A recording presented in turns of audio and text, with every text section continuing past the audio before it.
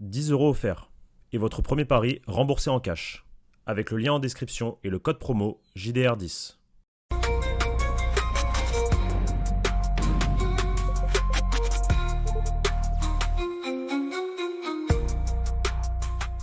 Bonjour à toutes et à tous et bienvenue pour une nouvelle vidéo du Journal du Real. Une fois de plus, je suis avec Léo et aujourd'hui, nous allons faire un point d'actualité puisque ce soir, au moment où normalement la vidéo sortira, on sera en live pour commenter le match de l'équipe de France. Donc il n'y aura pas de live où on fait un petit débrief de l'actu, on se le fait en vidéo avec Léo et il y a du mercato. Dans un premier temps, on va parler de deux joueurs qui semblent être presque les cibles peut-être pour 2026 côté Real Madrid. Plus une qui est une rumeur et un autre qui revient, un nom qui revient assez souvent du championnat anglais. On va parler de Jude Bellingham qui est sur le retour, les amis, plus rapidement que prévu et ça va poser quelques petites questions à notre ami Xabi Alonso sur son dispositif et surtout qui va finir sur le banc. Et ensuite, je vous proposerai rapidement le tour de l'actu un peu en bullet point. On va revenir un peu sur tout ce qui s'est dit sur le Real Madrid sur les 48 dernières heures. Léo, comment ça va ? Ça va très très bien. J'espère que toi aussi tu vas bien. J'espère que tout le monde va bien. On enchaîne les vidéos. Et puis là, on sent que le Real revient. Le Real est de retour. Il y a de plus en plus d'infos. La trêve touche bientôt à sa fin. Puis en live ce soir, Pablo et toi, t'es avec Pablo? Ouais, Parfait. on va se commenter Ça va être le sympa. petit match. Le petit match Mbappé-Tchouaméni contre les Vikings islandais. On va se mater tout ça. Donc soyez présents si vous avez le temps de voir la vidéo avant le début du live sur YouTube et sur Twitch. Les amis, surtout aussi, vous déposez le petit like, vous vous abonnez si ce n'est pas déjà fait. Nous sommes en route pour les 90 000, bientôt aussi les 100 000, je l'espère. Avant 2026, ça serait génial. Et puis vous avez évidemment en description des liens qui vous intéressent, notamment Oli. On vous laisse tranquille avec les petites vignettes. Peut-être que j'en créerai des nouvelles histoire de vous faire marrer encore une fois un peu. On en discutera sûrement aussi dans le live de ce soir. Mais voilà, n'hésitez pas pour soutenir la chaîne, ça fait toujours plaisir. Léo, le gros sujet de cette vidéo, j'avais envie de te parler des infos mercato. Le mercato, il est terminé. Très bien. Mais hier, il y a une info qui est sortie dans la soirée de Team Talk. Alors Team Talk, je vais aller même un peu plus dans le détail parce que la source, à première vue, me semblait, je sais pas trop. C'est Dean Jones quand même qui a sorti cette information comme quoi Kylian Mbappé aurait demandé à Olysée de le rejoindre au Real Madrid. Alors est-ce que Kylian Mbappé demande à rejoindre Michael Olise au Real? Ça, moi, j'y crois moyen. Par contre, que le Real ait un intérêt pour ce qui est pour moi l'un des meilleurs joueurs de la planète depuis un an, bah ça m'excite. Ça m'excite et je trouve que c'est peut-être sur le papier, encore une fois, je vais me répéter, l'un des joueurs les plus compatibles sous Xabi Alonso. Enfin, moi, Michael Olise sous Xabi Alonso, dans un 3-5-2 ou même dans différents systèmes, parce qu'il est polyvalent et tout, c'est un joueur que j'adore. Juste l'idée de le voir porter un jour le maillot blanc m'excite énormément. Est-ce qu'il faut prendre des pincettes sur cette info? Évidemment. Que Kylian Mbappé aurait demandé ça, encore une fois, oui, non, je m'en fous, mais c'est surtout si le club a vraiment un intérêt, vise un joueur en cas de départ de Rodrigo, de Vini, il peut y avoir des grands chamboulements en 2026. L'une des stars, je ne sais pas, qui ne sera sûrement pas disponible sur le marché, mais qui peut-être pourra être accessible plus ou moins, Michael Olise, sur le papier, c'est très très fort. Et le deuxième, c'est Adam Wharton. Mais déjà, parlons un peu de cette rumeur. On n'est qu'au stade de rumeur de Michael Olise avec le Real Madrid. Puis tout aussi excité, excité que toi à cette rumeur idée, même si comme tu as dit, ça reste une rumeur. Mais c'est pas étonnant que le Real Madrid jette un coup d'œil et surveille ce qui se fait de mieux offensivement ces derniers mois. On est quand même sur un joueur là qui monte en puissance. Cette saison, c'est 5 matchs, toutes compétitions confondues, 5 buts. Donc, pour le rappel, hein, il joue au poste d'ailier droit au Bayern et un peu dans une position plus axiale derrière Kylian Mbappé en équipe de France. Et même dans ce rôle-là, il performe sur ses 4 dernières sélections, ses 3 buts et une passe décisive. Donc, on est sur un joueur, en plus d'être très pertinent dans le jeu, qui est très plaisant à voir, stat énormément. Dans un Bayern qui, en l'absence de Musiala, avec le départ de Coman ou de Leroy Sané et les performances plus qu'en dents de scie de Serge Gnabry, eh ben, porte ce Bayern offensivement. Euh, Avec Honnêtement, Harry Kane, ça marche bien. bien sûr, avec Harry Kane, ça marche bien. Extrêmement compatible avec Xabi Alonso, je suis totalement d'accord avec toi. Que ça soit dans un 3-5-2 en position derrière les attaquants, que ça soit dans un 3-4-3 dans le demi-espace droit, que ça soit en tant qu'ailier droit dans un 4-3-3. Bref, extrêmement polyvalent. Euh, Moi, je kiffe le joueur. C'est un nonchalant, je sais pas. Moi, j'achète, je suis client. En double-double la saison passée. Donc, statistiquement, il répond, il coche beaucoup de cases. Et évidemment, s'il y a un départ d'un Rodrigo, si on se rend compte qu'un Mastantuono faut un temps d'adaptation, ben, Michael Olise, pourquoi pas. Tu parlais du fait que le joueur ne serait pas disponible immédiatement. Il y a quand même des informations qui sont sorties, comme quoi dans son contrat, donc il est en fin de contrat, enfin son contrat va jusqu'en 2029 au Bayern, il a été recruté 45 millions d'euros, et certaines sources disent que dans son contrat, il y a une clause comme quoi en 2026, il pouvait être pas libre, mais qu'il y avait une sorte de clause dans son Un bon de contrat en sortie. 2026. C'est ça, un bon de sortie. On lui offrait un bon de sortie. Les noms de Liverpool et de City étaient revenus. Après, il y avait le média allemand Kicker qui disait que ce n'était pas le cas. Et par contre, il y avait Bild qui disait que le Bayern était inquiet par rapport à cette comment dire, clause et que ce serait un désastre pour eux de voir Olise partir en 2026, alors qu'ils l'ont recruté seulement l'été dernier plutôt. Mais en tout cas, la rumeur est excitante et c'est un joueur de fou. Et en plus, ce soir, tu auras l'occasion, je pense, en live de le revoir performer parce qu'en équipe de France, il est en train de devenir petit à petit presque le facteur X de l'équipe de France depuis la retraite d'Antoine Griezmann. Exactement, on va avoir l'occasion de le voir. Et puis moi, dans les joueurs offensifs, moi, je pense que sur la saison dernière, il est top 5 des meilleurs ailiers de la planète. Ouais, T'as évidemment Rafinha, Salah, Lamine Yamal, puis arrive assez rapidement, si on considère Ousmane Dembélé comme un avant-centre, arrive rapidement Michael Olise dans cette conversation. Je trouve que c'est l'une des meilleures recrues possibles au Real Madrid d'un point de vue offensif.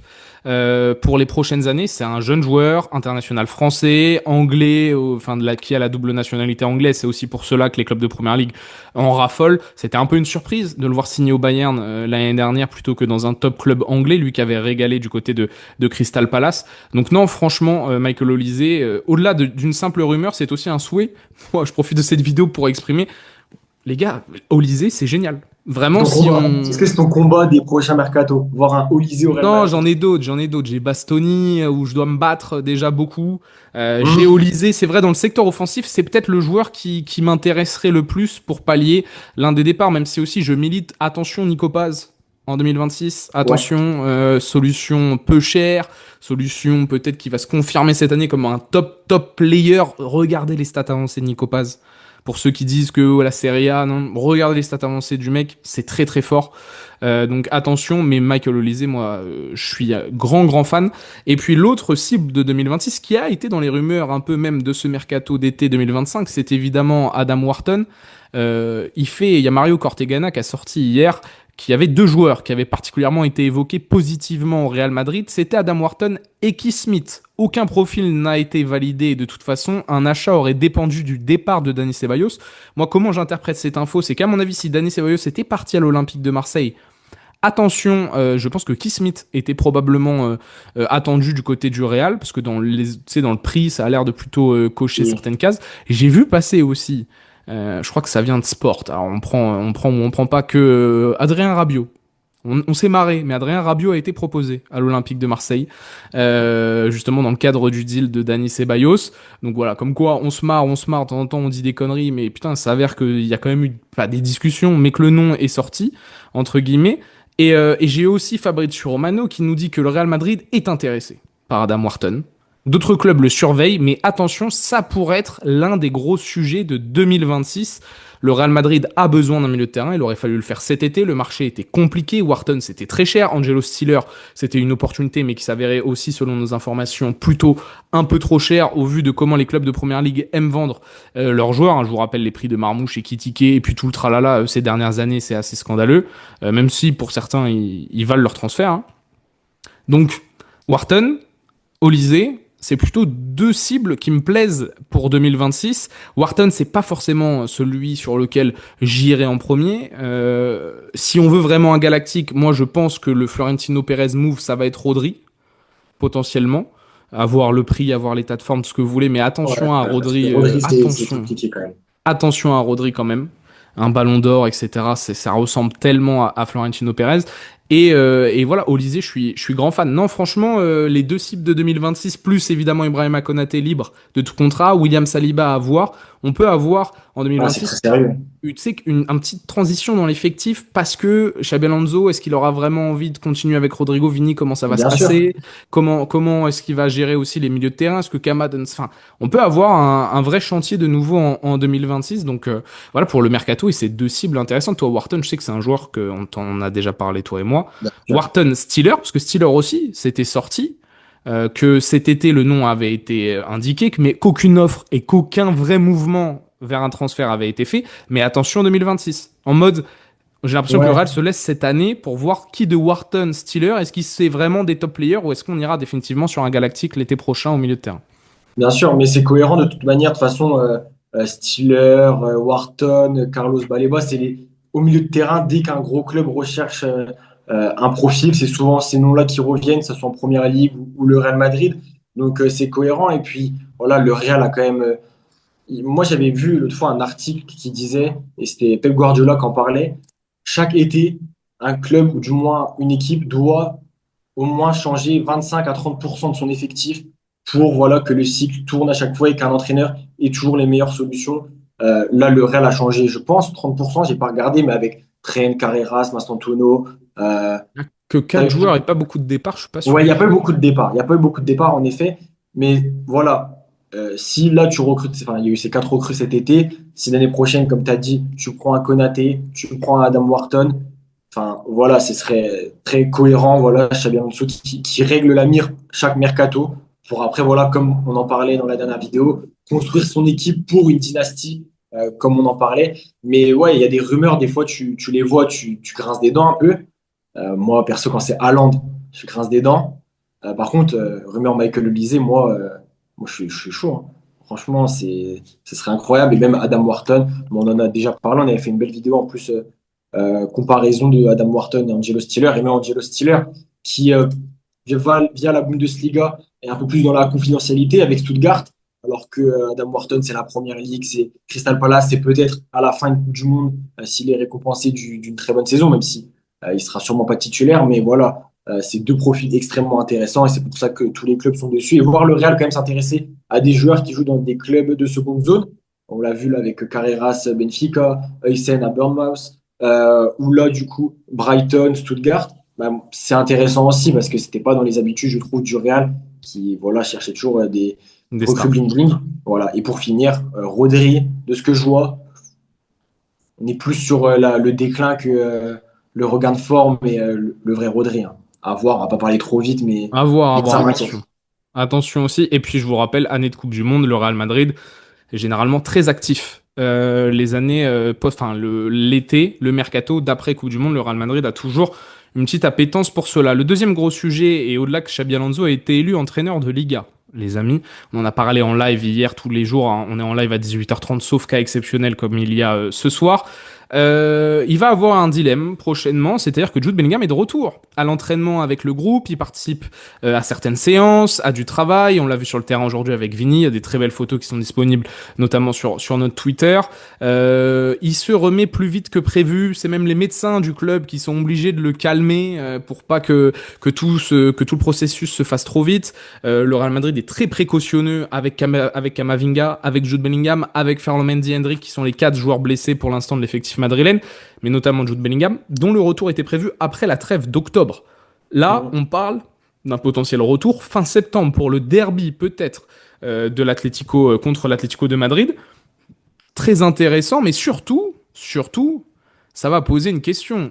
Jude Bellingham, c'est l'un des meilleurs joueurs du monde, c'est peut-être le meilleur joueur du Real Madrid depuis 2 saisons. Il a énormément de choses à prouver, épaule pour un peu quand même élever son niveau par rapport à l'année dernière, mais surtout il a plus l'épaule, plus de gêne. Il va jouer gros cette année parce que si le Real Madrid gagne, il fait partie de ces joueurs stars. Et surtout, mais qu'est-ce qui va se passer alors au milieu de terrain? Jude Bellingham de retour, est-ce que c'est enfin le 3-5-2? Est-ce que Arda Güler va sur le banc? Est-ce que c'est pas plutôt Mastantuono et donc on joue vraiment avec un 3-5-2? Camavinga aussi, lui, pourrait être de retour pour la Real Sociedad. Il devrait potentiellement être dans le groupe. groupe selon les médias espagnols. Est-ce que dès le retour de Kama, tu passes avec ce 3-5-2 à mettre Mastantuono sur le banc, jouer avec vraiment la pointe Vini, Mbappé, Kama, Güler, Valverde, histoire de vraiment te mettre en place en attendant le retour de Bellingham qui prendrait dans ma tête, dans mon esprit, la place de Kamavinga. Mais attention, ce n'est pas sûr non plus que Arda Güler soit un titulaire indiscutable. On sait que Xabi Alonso fait plein de rotations. Mais ma question, elle est simple pour toi, Léo, et dites-nous en commentaire, avec le retour de Jude, qui, du côté du Real Madrid, ira sur le banc? Bonne question. Moi, j'estime que quand Bellingham sera à 100%, parce que je prône quand même la prudence avec Jude Bellingham et même Eduardo Camavinga. Camavinga, à cause de sa fragilité ces dernières saisons, et puis Jude Bellingham à cause quand même d'une blessure qui, même si je suis pas médecin, opération de l'épaule quand même. Attention, on sait que c'est un joueur au vu de son abattage sur le terrain, etc. Faut pas quand même le remettre dans le grand bain tout de suite, mais quand il sera de retour à 100%, j'estime qui prend la place pour moi d'un Mastantuono parce que Mastantuono n'a pas convaincu à 100%. Je suis d'accord avec toi quand tu dis que Arda Güler n'est pas forcément un titulaire indiscutable. Ce que fait Arda Güler, c'est intéressant. Il monte en puissance. Il peut être la solution à un problème de créativité au milieu de terrain. Par contre, moi, ça m'étonnerait pas que Bellingham vienne prendre la place d'Arda Güler. J'estime que c'est pas la solution idéale parce que j'estime quand même qu'à la créativité, tu as besoin d'Arda Güler. Par contre, voilà, repasser soit en 4-4-2 losange, soit en 3-5-2 et voir Bellingham. De toute façon, Bellingham qui revient au milieu de terrain, c'est le meilleur joueur intrinsèquement dans ce secteur que Xabi Alonso récupère. Donc pour moi, s'il est à 100%, il est titulaire, ça c'est indiscutable. Prendre la place de type, pour moi, de Mastantuono. Et Mais donc tu changes donc, de système. pas ailier droit, évidemment. Donc, changement de système. À voir si Xabi Alonso le fera. Peut-être qu'au début, il va juste le remplacer remplacer Arda Güler et petit à petit intégrer les deux. On va voir comment il va faire parce que ça ferait un gros chamboulement en fait. Parce que c'est pas juste tu remplaces poste pour poste du coup si tu remplaces par Mastantuono. Si tu changes carrément un système, beaucoup de joueurs donc vont voir leur rôle évoluer. Ça veut dire que Vinicius et Mbappé joueront à 2 points, que Trent Alexander-Arnold aura le côté pour lui tout seul. Donc, comme tu as dit, ça pose énormément de questions. Moi, je te réponds, pour répondre à ta question, Mastantuono, même si du coup, ça découle sur un changement de système, mais je suis pour de toute manière ce changement de système. Je Moi sais aussi, pas pourquoi. Toi évidemment, aussi? évidemment. Évidemment, mais dites-nous en commentaire pour vous, qui est-ce Ouais. que Jude Bellingham va pousser sur le banc? Est-ce que tu enlèves Arda, mais donc ça veut dire que tu joues avec quoi? Tchouaméni Valverde en double pivot, tu gardes Mastantuono, ou est-ce que tu enlèves aussi Mastantuono et Arda, tu joues avec Kama, Valverde, Tchouaméni? Tchouaméni qui a convaincu, moi de base c'était lui que j'enlevais dans ma compo en début de saison, finalement, il peut très bien continuer dans ce rôle hybride dans la défense à 3 ou être le milieu sentinelle dans un 4-4-2 en losange avec Bellingham derrière les deux attaquants, en partant de l'idée que c'est plutôt Güler qui donc descend d'un cran, n'a pas besoin d'avoir l'abattage qu'il a sur ce début de saison où il court énormément. Arda couvre énormément de terrain puisqu'il remplace vraiment numériquement Jude Bellingham. Donc là, on pourra retrouver le Arda de la Coupe du Monde des clubs qui descend beaucoup plus bas, qui organise le jeu, qui a beaucoup moins qui est beaucoup moins sollicité au pressing, notamment parce qu'il y aura Jude Bellingham devant lui qui fera avec Federico Valverde un peu la première ligne de pressing. Donc Bellingham va régler pas mal de problématiques. Bellingham aussi est un joueur qui va se projeter dans la surface de réparation, c'est clair et net. J'ai vu notamment Pablo et Riles ont parlé de est-ce que Bellingham serait pas aussi la solution au décrochage de Mbappé, parce que si Mbappé décroche, Bellingham peut prendre l'espace. Je suis pas contre. J'estime que quand même Mbappé, je pense que là où il est le plus performant normalement, c'est quand il prend de l'espace. Ça serait peut-être plus intelligent d'utiliser aussi Bellingham comme force de projection plus Mbappé, plutôt que vraiment il y en ait un qui fasse un qui recule et un Bien autre. sûr. Enfin, après, on verra comment tout s'agence, mais Bellingham va régler certains problèmes, va poser des questions de riches, agréables à Xabi Alonso, Ouais. de savoir comment tu organises tout ça. Moi, j'ai hâte très clairement de son retour et j'ai hâte peut-être aussi parce que ça doit amener pour moi naturellement un changement de système. Tu ne peux pas jouer à 3 joueurs offensifs, dont 2 ailiers, avec en plus Jude Bellingham, Valverde, Güler au milieu de terrain. J'arrive pas à comprendre comment tu ferais ça. Et surtout, je pense que ça te permettrait de tirer la quintessence d'encore plus de tes joueurs. Alors oui, Vini ne serait plus collé à la ligne, et encore sur certaines séquences, pourquoi pas. Ouais. Donc je vois pas, je me dis que ça ne peut apporter que des bonnes choses, en Et espérant, puis en oui, plus, qu'ils reviennent pas trop bien vite. sûr. Bien sûr. Et puis en plus, si tu retournes sur un milieu de terrain Tchouaméni, Bellingham, Valverde, tu retournes sur le milieu de terrain qu'a pris l'eau beaucoup trop de fois la saison passée, en fait. Tu retournes sur la formule qui n'a pas marché. Alors oui, ce serait sous Xabi Alonso. Et voilà. En tout cas, quand Camavinga et Bellingham vont revenir, ça fera plaisir parce que le Real aura, chose qui n'a pas été le cas depuis très longtemps, quasiment son effectif au complet, en fait. Mhm. Et là, tu as énormément de possibilités. Du Mastantuono, si tu veux, jouer en 4-3-3. Un Mastantuono en demi-espace droit, du Bellingham en 10, en 8. Moi, j'ai hâte aussi de voir Bellingham dans un rôle précis. Voilà, au moins, on sait c'est quoi son rôle. Est-ce qu'il va être milieu de terrain? Est-ce qu'il va être un peu plus haut sur le terrain? Est-ce qu'il va se projeter, comme tu le dis? Est-ce qu'il va faire un peu de tout? En tout cas, j'ai vraiment hâte de le voir sous Xabi Alonso parce que ça peut être monstrueux, ça peut être le meilleur joueur de ton équipe. J'ai pas peur de le dire, même si Kylian Mbappé Ouais. est monstrueux, ça peut être lui le meilleur joueur de ton équipe. Depuis un an, je suis pas déçu de Bellingham, loin de là, mais je sais qu'on peut voir beaucoup mieux, on peut être beaucoup plus conquis pardon, par Bellingham. Je pense qu'il a été, comment dire, victime du massacre collectif sous Carlo Ancelotti. Mais voilà, j'ai hâte. Et puis, par contre, j'ai une question pour toi. Est-ce que tu estimes Valverde indiscutable? Vraiment indiscutable, en mode tu l'enlèves des débats de potentiellement le voir sur le banc. En fait, vu le nombre de milieux de terrain qu'on a à disposition et la qualité des milieux de terrain, je pense que oui. Maintenant, s'il y avait un peu plus de concurrence, attention, il faut que Federico Valverde, soit mieux utilisé. Je trouve que pour l'instant, il n'est pas assez bien utilisé par Xabi Alonso. Ok, Parce que je trouve que ce système ne met pas en évidence ses qualités. d'accord. Et parce qu'il y a un manque, dans tous les cas, Valverde va jouer, quoi. Je vous rappelle qu'on a Oui, 5 oui. milieux de terrain sur le papier, dont en réalité seulement 4 vraiment de formation, de vrais milieux de terrain central, sans compter Bellingham. Hein. T'as Camavinga, Tchouaméni, Valverde, plus Dani Ceballos.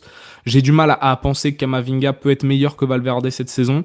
J'ai totalement du mal à me dire que Ceballos aussi. Je vois pas pourquoi. Oui, Je pense pas que Valverde soit dans la conversation des joueurs qui peuvent être sautés par Jude Bellingham, parce qu'en plus tu t'offres avec Valverde différentes solutions. Tu vois, bien sûr. vraiment un train qui prend l'axe, Valverde qui prend le couloir sur certaines séquences. Si on joue en 3-5-2, enfin il y a plein de choses Il très y a intéressantes. énormément d'options. De toute façon, ça qui est vraiment intéressant et qui est excitant. En plus, là, voilà, on va rentrer dans un mois d'octobre où l'enchaînement des matchs avec la Ligue des Champions, bah, ça va s'enchaîner en fait. Et puis, on va avoir plein de choses. En vrai, ça va être incroyable, là, je pense. Enfin, incroyable à voir, mais ça va être très intéressant en tout cas. Donc comme je l'ai dit, je vous fais un petit bullet point des dernières news. On a fini les 2 grosses parties. Il y a un autre joueur qui est sur le chemin du retour, je l'ai déjà évoqué, mais Eduardo Camavinga, qui a participé à quelques exercices sur le terrain aujourd'hui, avant de s'entraîner seul en salle avec Jude Bellingham. Camavinga qui pourrait donc, selon As, être dans le groupe pour affronter la Real Sociedad à Anoeta ce samedi. Pas de Real Madrid, de délégation du Real Madrid normalement au Ballon d'Or, malgré des discussions qui ont été organisées par les organisateurs du Ballon d'Or et tout. Les relations restent très froides entre les 2 organismes.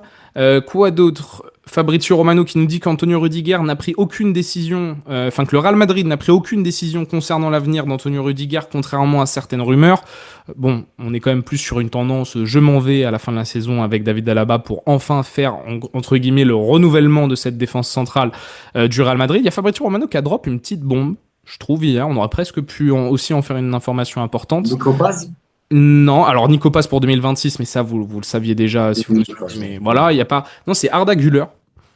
En octobre-novembre 2024, Arsenal envisageait Arda Güler pour l'été 2025. C'était au cas où Ancelotti resterait et que le Real Madrid ouvrirait la porte à une vente, comme l'avait fait à l'époque pour Martin Odegaard. Ok. Aujourd'hui, il n'y a aucune chance de voir Arda Güler partir. Il est très heureux au Real Madrid et notamment sous Xabi Alonso, nous dit Fabrizio Romano.